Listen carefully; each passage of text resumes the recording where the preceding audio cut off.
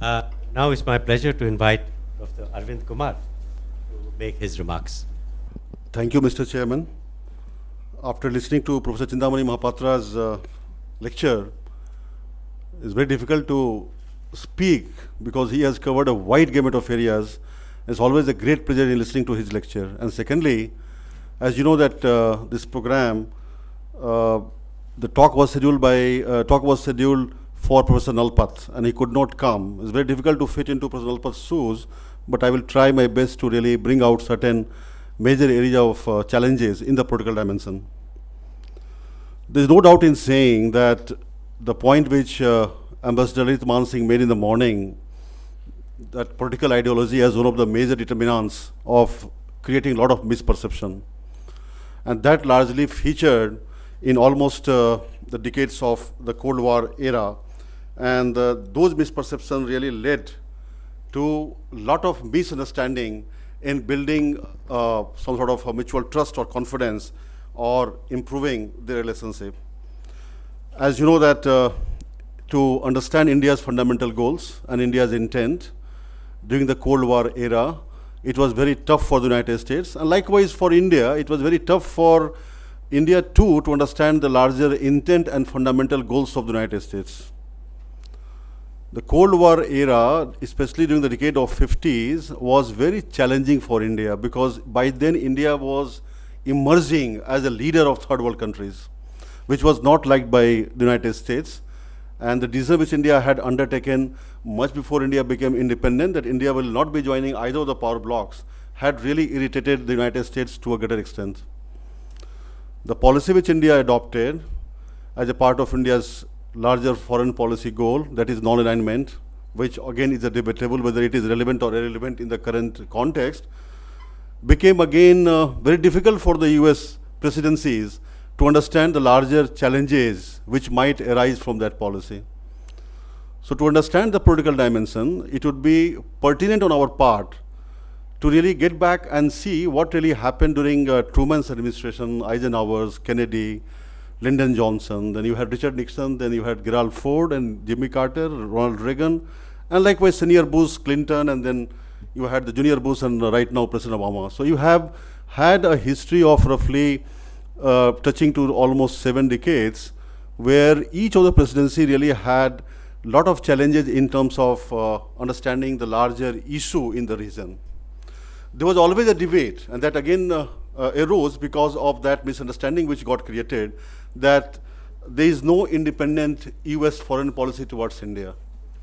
They always attempted to equate India with Pakistan, and the policy which they really, in fact, evolved largely were too biased against India's interest, and it became really very problematic for India to really even move forward in understanding the larger perception which the US had got. As you know, the decade of 50s, just I will give you in a nutshell, the decade of 50s was largely a challenge for India. India wanted to really get food aid, and a lot of debates which happened among American Congress people, I think to a greater extent they were trying to really see that how India is becoming a part of the problem, it's not a part of the solution. Because every time India wanted the aid and they had a lot of challenges in terms of, in fact, providing those aid, in some ways or the other, they never supplied the way India wanted or the way India portrayed in terms of its requirement as a part of food aid. PL 480 debate, which happened in the American Congress, both in the House of Representatives and the American Senate, were very interesting. In fact, at some given point in time, it again got reflected that they are no more interested in India, and India was seen to be a part of larger liability for them. And they thought that India is again coming with a begging ball. And now what has happened, you see the larger change in the overall structure. So I want to really bring that debate of the irritant, which really shaped the foreign policy of both the countries and how the cooperation in many areas got impacted. We have the example of reflecting or bringing those some limited cooperation which happened in the nuclear sector.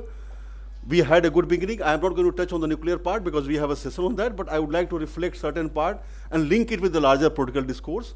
We did a start in a very good manner, in a good way, and the cooperation really was seen coming on the way progress towards India's development of nuclear power. And as you know, Tarapur Atomic Power Station is a good case in point to understand that cooperation. 63, the agreement was signed. 64, the team had come to the Mumbai and in Tarapur, and they started building the reactor. It got critical in 69.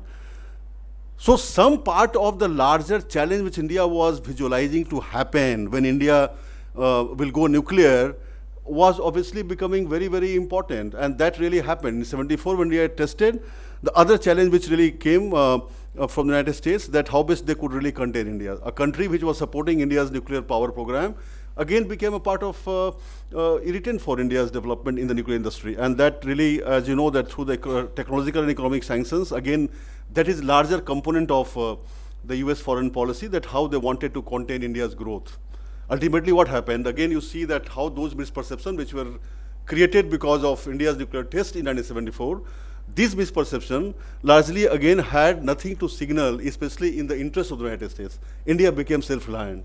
So ultimately, those sanctions which were imposed to contain India's growth, India really became self-reliant, and that proved to be a boon in disguise. And those things were not accepted by the US political leadership.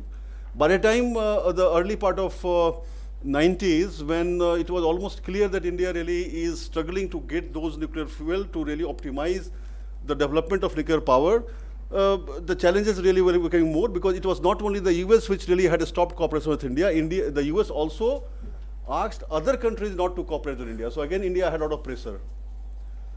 One of the single element which is universal when we discuss about the US foreign policy, and that is the alliance system, alliance building.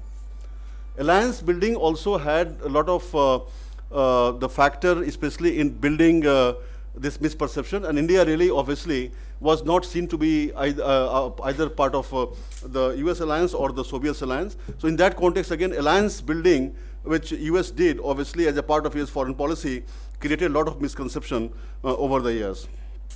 So again, if you see, lot of factors which really became a part of misperception, lot of policy evolution which happened on the part of the United States presidencies. Each and every presidency really had a lot of challenges in terms of dealing with India in many ways. And since 1974, lot of misperception which got created and became inherent in the US political framework, especially in terms of targeting India on many of the occasions by bringing very stringent export control regime, and also trying to see that how best India really is dissuaded in terms of moving forward in evolving as a country which can have its own strategic capabilities. So that again also was one of the factor for understanding the larger political dimension.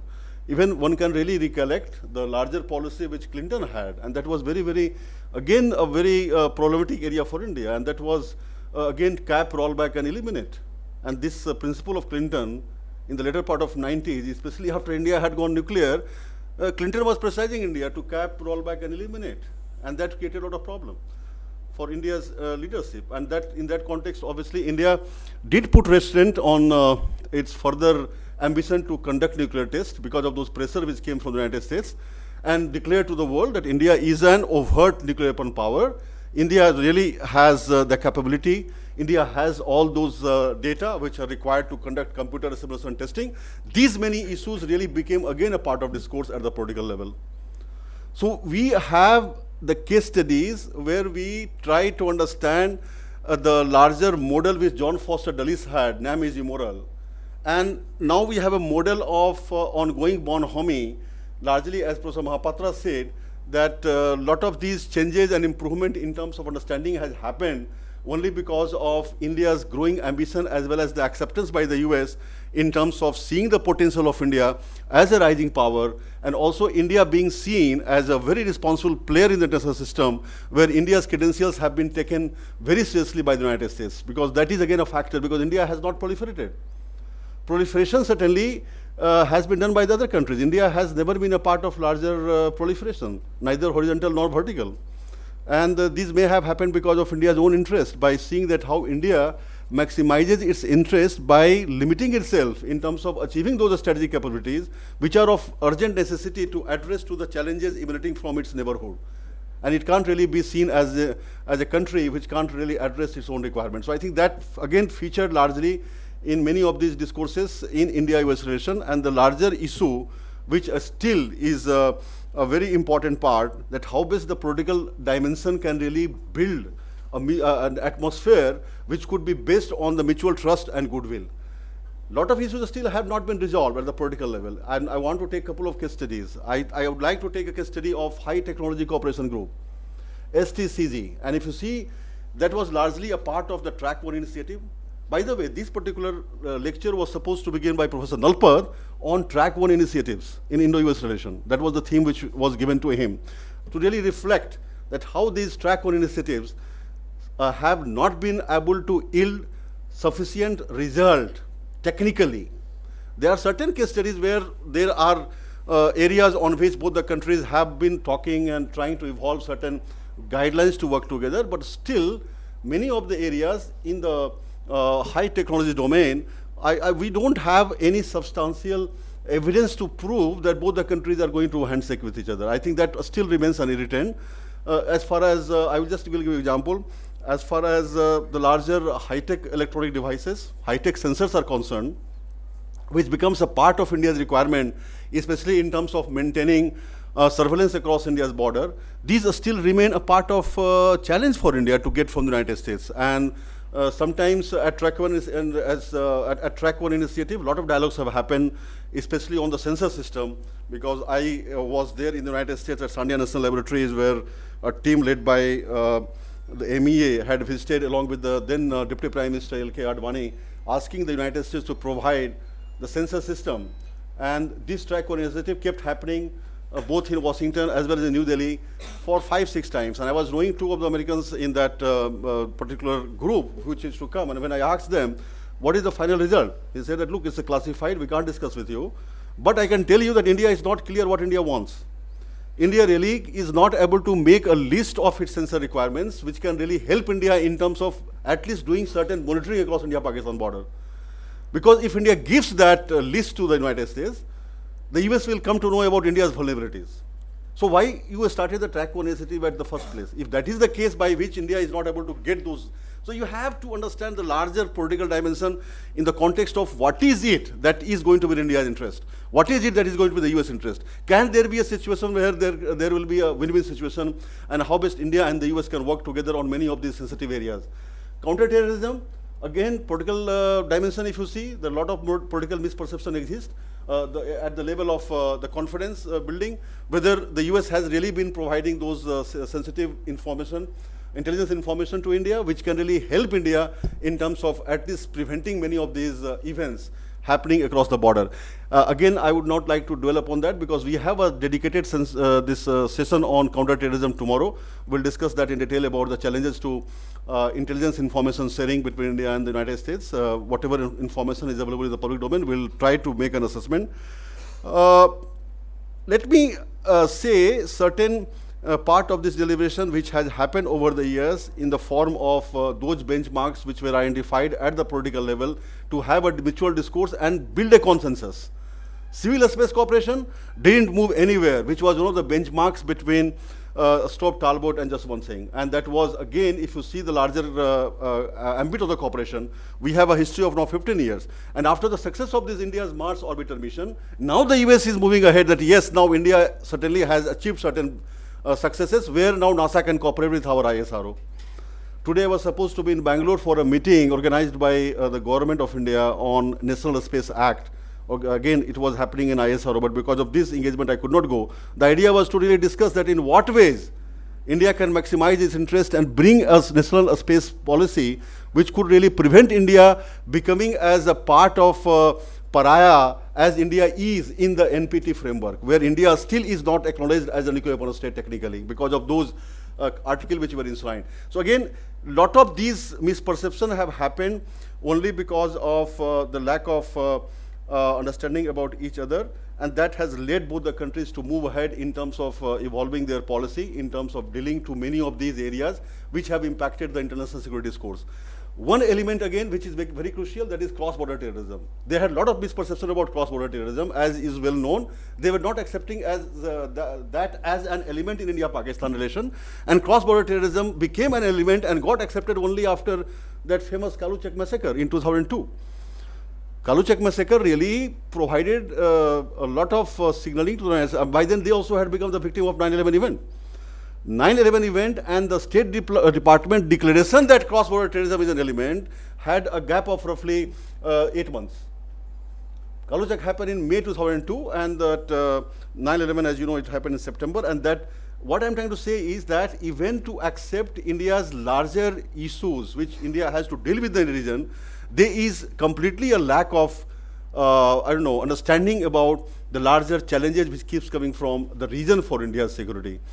We are obviously confident that why the US shall come and defend India's national interest. India has to find its own ways in terms of evolving a structure which could help India in not only becoming a power, but also seeing that how it addresses to the needs in the region. So even that debate I want to bring at the political dimension level, that is again on this rising power debate. It was not India which really has been articulating that India is a global power in the making. It was again the United States which again brought that the famous press meet which happened in 2005 when the then Secretary of State, Condoleezza Rice, had visited Delhi, and she gave a press briefing that, look, now India has all the potential to be a global power in the making. And that really got reflected elsewhere in the world, that now India is rising, and India's consistent growth might really bring India as a rising power, and that really would be good for the world, and how best they can cooperate. Rising power again has a different meaning. It has a different parameters. It's not that just you say that India is a global power in the making, India will become. They have a lot of reservation in terms of providing the technological know-how. One part which again was highlighted by our ambassador Lalit Mansingh in the morning, that now that is one development which we are seeing. But I think still we have to understand that in a very cautious way, in the sense that the US still has not been showing any willingness at the political level to provide the knowledge base in their fundamental research. We have no clue whatsoever that they are going to show willingness in terms of getting our acceptance by them and share those knowledge base which they really build as a part of their knowledge economy through the R&D in the fundamental research. We have no partnership in that. The second thing we should take, for example, two famous major grouping system which has become a part of deliberation now. One is ITER, where India has been given the membership. But if someone of you is following ITER and the discussion which happens in ITER, is that going to benefit India? The third part is GNEP, Global Nuclear Energy Partnership. At the political level, we still have a lot of mistrust in terms of getting India co-opted in GNEP. We are not a member of GNEP so far, despite the fact it found a place in the joint statement which was signed by Prime Minister Manmohan Singh in 2005, the famous July joint statement, 18th July joint statement. So again, I see that lot of areas where India has to really maneuver itself diplomatically to find a place for itself, and also it's again, see, it has to be like a win-win situation. If there are a lot of misperception about India, if there are a lot of good perception about India, it is only because of certain area where India really has been focusing on for its overall growth and also getting accepted by the rest of the world as a power which can really be of great significance for the whole world, for the whole international community. So what I would like to say that lot of political misunderstanding which has been created in all the presidencies, more particularly in the last 2.5 decades, obviously, the attempt to have been made to really come with certain area of convergences and then see that how best they can really culminate into certain policy framework which could help both the countries and have win-win situation. In the last, let me say something about this second Bush administration, because that again was very important. There was obviously a continuity in terms of the US foreign policy as far as India was concerned on many counts. 9/11 happened during Bush's first term in 2001. And then again, a lot of,